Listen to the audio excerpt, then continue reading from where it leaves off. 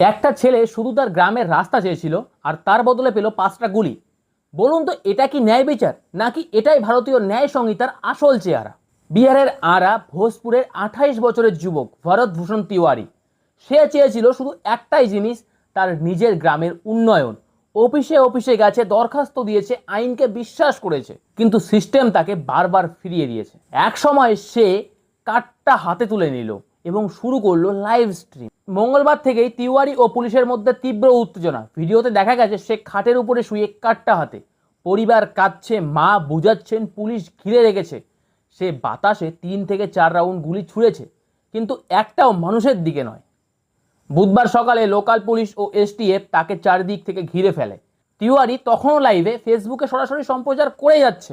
সে বলেছিল, যদি আমার দাবি মানা হয় আমি অস্ত্র নামিয়ে রাখতেও রাজি। ডিজিপি বললেন সে মানসিক রোগী, কিন্তু একটু ভাবুন, ভগৎ সিং যখন ব্রিটিশদের বিরুদ্ধে লড়েছিলেন তখনও তাকে পাগল বলা হয়েছিল। তিওয়ারি নিজেও লাইভে বলেছিল, এরা আমাকে পাগল প্রমাণ করতে চায়, কিন্তু দেখো আমি এই পাগলামি এখন দেখাবো। নিজের গ্রামের উন্নতি চাওয়া কি এতটাই বড় অপরাধ? যদি সে সত্যি মানসিক রোগী হয় তাহলে তাকে হাসপাতালে পাঠানো উচিত ছিল, তাকে তো সোজা ঈশ্বরের কাছে পাঠানো উচিত নয়। সে আত্মসমর্পণ করেছিল, নিজে থেকে কাঠটা পুলিশের হাতে তুলে দিয়েছিল, বিশ্বাস করেছিল পুলিশ তাকে বাঁচাবে। কিন্তু যখন সে নিরস্ত্র, যখন সে আর বিপজ্জনক নয়, তখন তার বুকে 5টা গুলি ঢুকিয়ে দেওয়া হলো।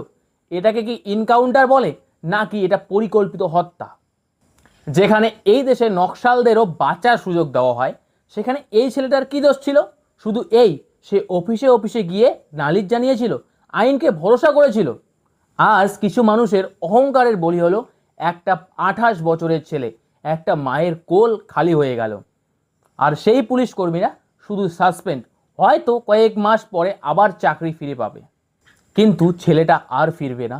সরকারের কাছে প্রশ্ন, এটাই কি ভারতীয় ন্যায় সংহিতা? ন্যায় বিচার চাই ভারত ভূষণ তিওয়ারির জন্য, প্রতিটা মানুষের জন্য যে সিস্টেমকে বিশ্বাস করে মরে গেছে।